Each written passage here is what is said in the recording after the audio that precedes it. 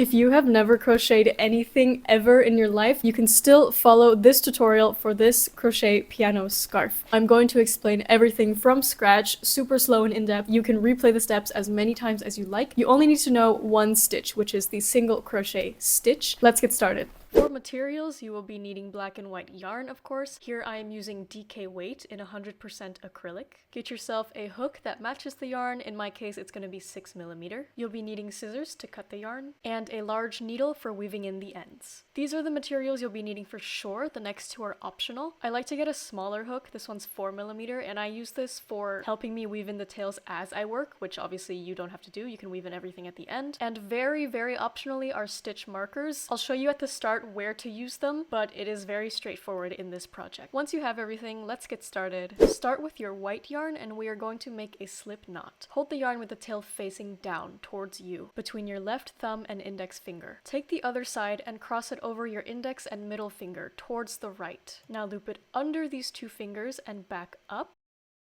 Now you're going to pull it over these two fingers again, but this time towards the left. Now take your ring finger and pinky finger to hold down the working yarn. Now you should have an X over your two fingers. We are concerned only with the V on top. Take your hook and inserting it between the gap between your two fingers, lift it up from underneath the right of the V. Now hook it over the yarn that makes up the left side of the V. Very slowly bring this strand back through the gap between your fingers. As you do so, you can remove the yarn from your left hand. Pull everything gently, make sure it's tight against the body of your hook, and now you have a slip knot. We're gonna ignore this tail end of the yarn for now and hold the working yarn, so the one that leads to the big ball of yarn. Before I start, I like to wrap this yarn once or twice around a finger on my left hand. That way there's a little bit of friction and then you're not just working with yarn that's totally limp. We are going to make a foundation chain of 25 stitches. Hold on to the slip knot on your hook, and with your left hand, you are going to bring the working yarn over your hook from behind it. By twisting your hook, bring that loop of yarn through the slip knot that was already on your hook. You've now created one chain stitch, and now you can see that hanging from the loop from your hook is this little V. Let's make 24 more of those. So you just yarn over and then pull it through the loop on your hook. And the length of this chain is going to be how wide the scarf is.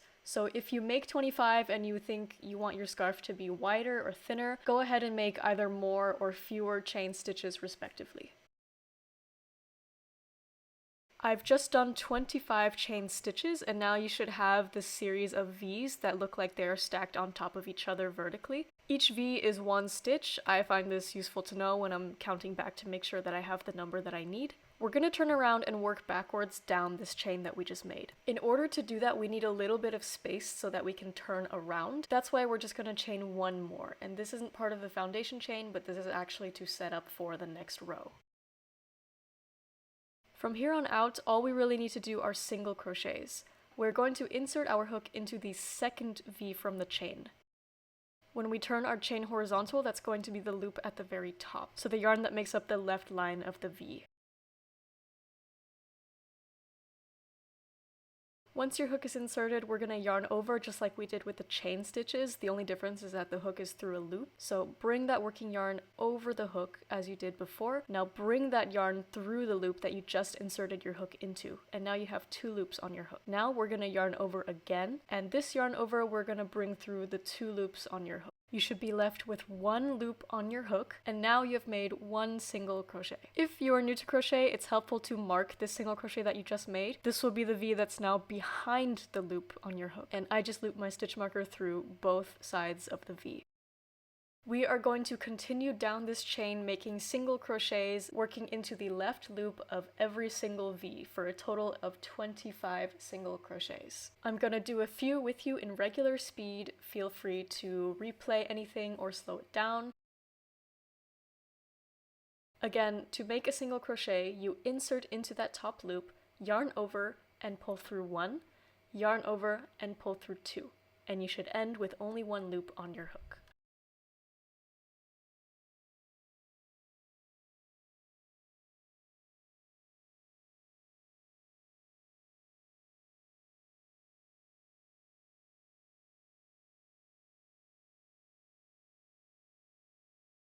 I've now reached the end of the row. It helps to count back just to make sure that you have the right number of stitches. Start in the mark stitch and just count the V's all the way to the one connected to the loop on your hook. If you're using stitch markers, I would again mark the last stitch that you made, so the first V hanging from the loop of your hook. From here, we are going to turn around again and start the next row. Just like last time, in order to start every new row, we are going to be chaining 1 at the start. Once you have that little chain, go ahead and flip your project over, so now you are looking at the back side. It's very important that we start single crocheting from the second stitch from our hook. So this is the mark stitch. Don't confuse it with the chain that you just did. We single crochet just like the last row, but this time the V's are 3D, if you know what I mean. So we're actually inserting from the side of the project. It's very important to have the back side of the project facing you. If you look at your project from above, it looks like that chain of V's that we worked into at the start, but now we're working into the opening underneath that V, so we're inserting the hook through both lines that make up that V up top to make our single crochets. In this row, we're going to do the first black piano key. We are going to change color after 11 single crochets. I am now marking the 12th stitch down this row. I counted backwards from where my hook is. Changing the yarn itself actually needs to occur in the stitch before the stitch of the new color, so I am going to single crochet 10 stitches and meet you at the 11th stitch where I'm going to demonstrate how to change color.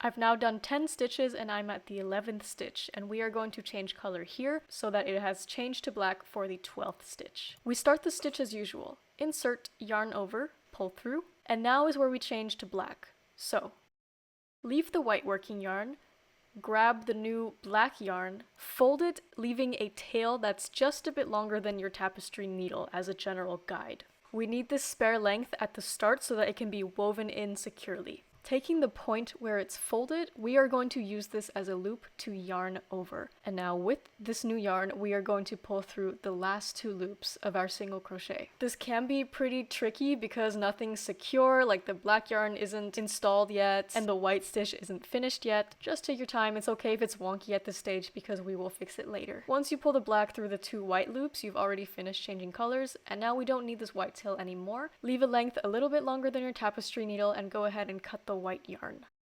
Put that aside for now. I will explain how to weave that in the next round. For now, let's look at the new black yarn. Now you can also just leave the black tail and continue working with the black working yarn, but I'm going to show you how to weave it in as you go. This is really good because at the end of the project you don't have nearly as many tails to weave in. So I'm going to remove the stitch marker. Hold that black tail on top of your row. Yarn over with the new black tail as you usually would with the white and bring it through the stitch. Now when you yarn over and pull through the last 2 loops to complete the single crochet, the tail should be integrated into that new stitch that you just made. This new black stitch is going to be a little bit loose. I just like to pull lightly on the tail until all the stitches are the same size, and I do this with the white one as well. Continue holding that black tail in that position above the row as you work down the rest of the row with single crochets. This way, once you've reached the end of the row, that tail will be fully integrated and disguised into the project.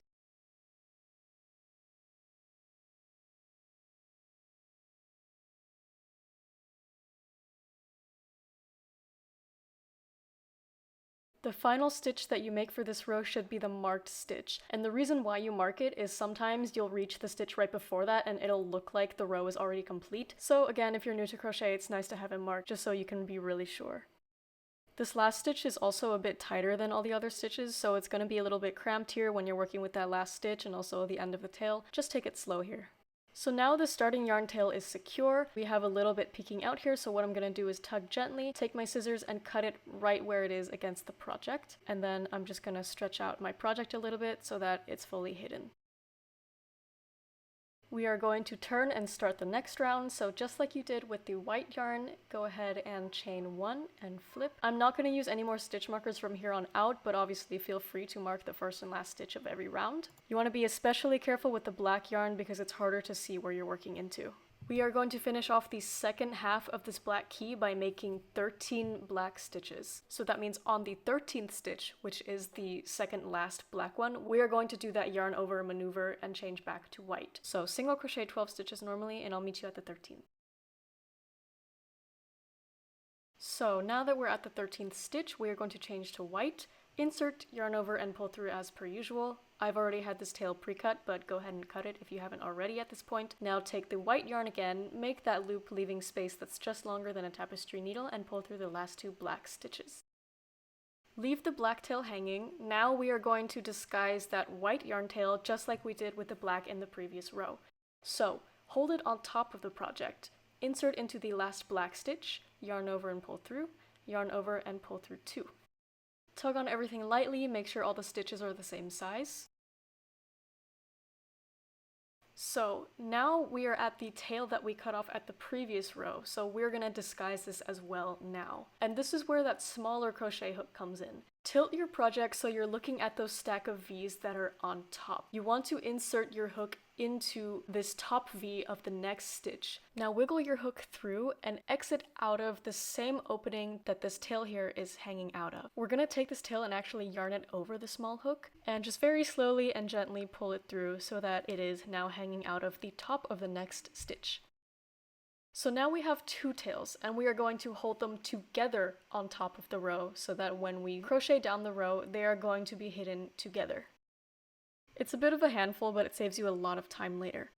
Just keep them above the stitch that you insert your hook into, and that way once you finish the single crochet, that portion of the tail will be inside the stitch. And now you just single crochet all the way down to the end of the row.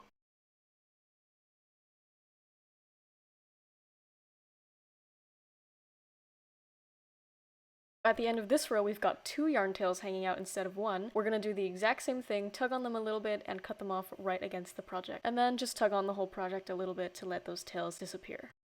So you may have noticed that the second round of the black keys are shorter by 1 stitch. I find that when you make them both 14 stitches long, that it kind of slants, and I don't really like that. If it bothers you that it's 1 stitch short, feel free to do 14 on both sides. Like, this might be just like a me thing because of my tension, but just trial and error it and see what looks best on your project. The next 2 rows are super easy. We are just going to single crochet continuously without doing any color changes or weaving in or anything like that. So I'm gonna do them in time-lapse mode and I will meet you back after we've done 2 rows of just white.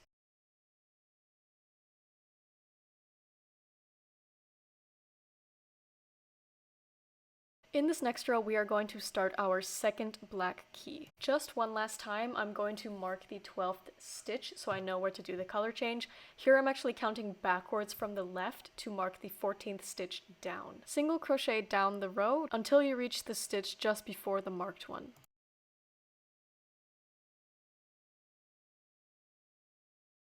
At this stitch, we are going to change back to black, just like we did before. I'm just going to show it this time without explaining, since I've already explained it twice. Again, if anything is unclear, feel free to pause, replay, slow down the video, whatever helps for you.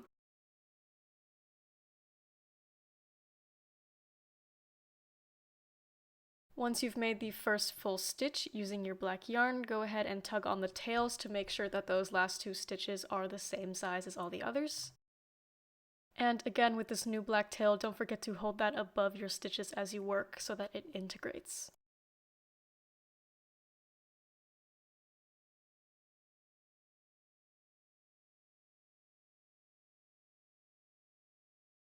As usual, I'm cutting off the remainder of that tail when I reach the end of the row. And this is something that you can also do once you finish the entire project. You can just cut off all the tails all at once. Let's chain 1 and flip our work and do 12 regular single crochets, changing back to white on the 13th. Or the 14th if you choose to do the same number of stitches on both sides of the black key. And at this point you have a pretty good sample of what your finished product is going to look like, so if you're not happy with how thick the yarn is, or how wide the project is, or how long the keys are, now is your time to go back and restart with different numbers or different yarn. Guys, please feel free to change and modify this pattern however you like. It doesn't even have to be a scarf. You can make it into a tote bag, a handkerchief, you can make it a skirt, like literally anything you want. If you made something different than a scarf, I would love to know what you made, so please do leave it down in the comments. Okay, so now I'm on the 13th stitch and I'm at the step where I am yarning over and pulling through the last 2 with the new white yarn. And now I'm crocheting into the final black stitch with my white yarn. Every time you complete a black key, you're gonna have that tail from the last time you used white yarn. So just like last time, get your smaller hook, insert from the top Wiggle your hook and exit through the same opening that the old tail is hanging out of. Wrap that tail around your hook and use that to wiggle it back through the top of the stitch, and hold the old tail and the new tail together to hide them both as you finish off the remainder of this row. Once you've reached the end and you've gotten rid of those yarn tails, you have actually finished the first cluster of black keys. If you've been weaving in as you go, the only tails that should be hanging out is one tail from each of the black keys, and obviously the white from the very start when you started the project. Now, for the next 4 rows, we are going to be single crocheting continuously in white. Just like we single crocheted continuously for that white space between these 2 black keys, but this time we're going to have double as many rows because these are 2 consecutive white keys in between the 2 different clusters of black keys. I'm going to fast forward and meet you guys back 4 rows later. At this point in this tutorial, you can probably gather how to finish off the rest of this piano pattern. If you think you get it now, I still would appreciate if you would still watch the remainder of this video. You can just leave it on mute because that would really help out my channel. I've done most of the in-depth explanations already at this point. If anything is still unclear, please leave a comment underneath this video and I will see if I can help you out further. Alright guys, 4 rows later your work should be looking something like this, and in the next row we are once again going to start a black key. So from here on out I'm going to do very quick summaries of the steps because in the second cluster it's actually 1 more key than the first one, so there's going to be 3 black keys instead of 2. If you're like, oh my god, this is moving too fast, I still need an in-depth explanation of how to do the keys, please go back to the timestamp on the screen right now, and once you have followed those steps once more until you've reached this timestamp on the screen right now, you still need to make 1 more key for this cluster. So if you want a slow explanation again for this final key, please replay from this timestamp on the screen. I understand that that's a bit confusing, so I've given you a breakdown of the timestamps in the description of this video and also in the pinned comment. Okay, for those who just want a quick overview, in this row I am single crocheting until the 11th. On the 11th I'm changing to black in the final maneuver, then crocheting to the very end using black, disguising that tail at the same time. Working on that second half of the black key, we're doing 13 stitches in black. Last maneuver of the 13th stitch, we switch back to white. Switch back to white and make 1 full single crochet in the new white yarn before getting your smaller hook to pull that old tail through. Single crochet to the end of the row and then make 2 more continuous rows of single crochet in white. In the next row we make the second black key of this cluster. 11 single crochets in white, change to black on the 11th, and then 14 single crochets in black, optionally weaving in the black tail as you go. Next row is 13 single crochets in black, changing to white on the 13th. Make 1 stitch in white before taking that old tail from the previous row using your smaller hook so that you can weave them both in for the remainder of the row. Then once again the 2 rows of just single crochet in white, and then we're on to making the final black key in this cluster of 3. One more time, really fast, 11 single crochet in white, 14 single crochet in black. The next row is 13 single crochet in black and 12 single crochet in white, grabbing the old yarn tail to weave in after the first full white stitch. You have now finished the rows with the 3 black keys for this cluster, and now we are going to move back to the beginning of the pattern. Before we restart this pattern, we need 4 continuous rounds of single crochet in white. Once you've done those 4 rows, you have officially finished 1 repetition of the pattern, which is 1 piano octave. Now, I personally like to look at this from actually the wrong side of the project because I think it resembles a piano more. Now you just have to repeat this pattern as many times as you desire until you have the length that you want for your scarf or whatever you are making. You can go back to this timestamp and this is where the pattern repeats itself. Whenever you're ready, you can watch the remainder of this video for the next step. So now you've done as many repetitions as you wish, your scarf is the length that you desire. We're going to go ahead and finish off by chaining 1 and cutting the working yarn for the last time, and you can just pull that tail through and your project is off. the yarn ball. You could say your project is finished here. I like to do a row of black along the side of the scarf, on the side that the black keys start from. I find that this makes the project resemble a piano more. Let's start by making another slip knot. You can go to the timestamp on screen to rewatch the more in-depth explanation on how to make a slip knot. So we are now going to be single crocheting down the side of the project. So this whole time we've been working down the width, now we're working down the length. We're going to cast ourselves onto this upper right stitch here. We're going to insert our hook into the last stitch of that foundation chain that we did at the very start of the project. I'm just holding it open here a little bit so that you can see which opening is the correct one. Insert your hook into that. It's going to feel a little bit weird, but we're still going to yarn over and then pull it through just like a regular single crochet. Then yarn over and then pull through the last 2 loops. And just like this, we are going to work down the side of the project in the outermost stitch of each row on this side. So the next one is this one right here that I'm holding open. Let's just single crochet into that. It can be a little bit confusing to figure out where you need to insert your hook because now we're looking at the stitches turned sideways. I'm going to work down my entire swatch here in real time. You can work with me and then replay this section as many times as you need.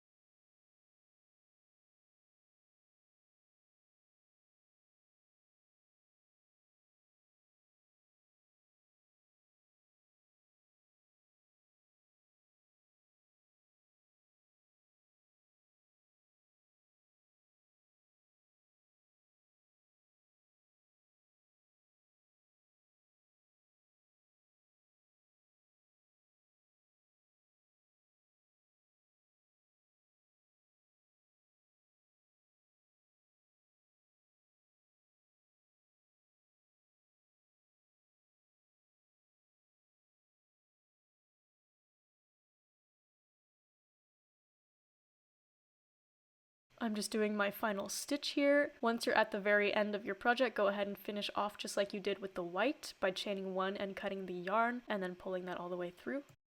So now the scarf is as long as we want. We have this nice little outline. Now I'm going to show you guys what to do with all these annoying yarn tails that are still hanging out of the project. This is very simple, but it's going to be a little bit of a pain, especially if you haven't been weaving in as you go. Let's do the black tails first. I'm going to turn my project upside down. I find that it's easier this way. Get your first black tail, get your tapestry needle, and thread that tail through the tapestry needle. I'm twisting my tail here a few times, and that makes it a little bit easier to thread through. Now we're going to use this needle to disguise this tail into the project. I'm going to do this by threading my needle down along the body of that black key. I'm not working into the white because if you work black into white, it'll actually show through. Very slowly and gently, I'm just bringing my needle down that black key. Once you've thread through 2 to 3 inches, that should be just fine, and then you can exit your needle, and now very gently pull it all the way through. You do not want to tug on the project, otherwise your keys will be lopsided. I just bring it until this tail here is fully flat against the project. As you can see, I'm pulling very, very slowly and gently, and just like that should be fine. And we are just going to repeat that for all of the keys here. Once your tail is woven in, and then once you've done that weaving in, you can take your scissors and then cut the remainder of the tail right up where it is against the project.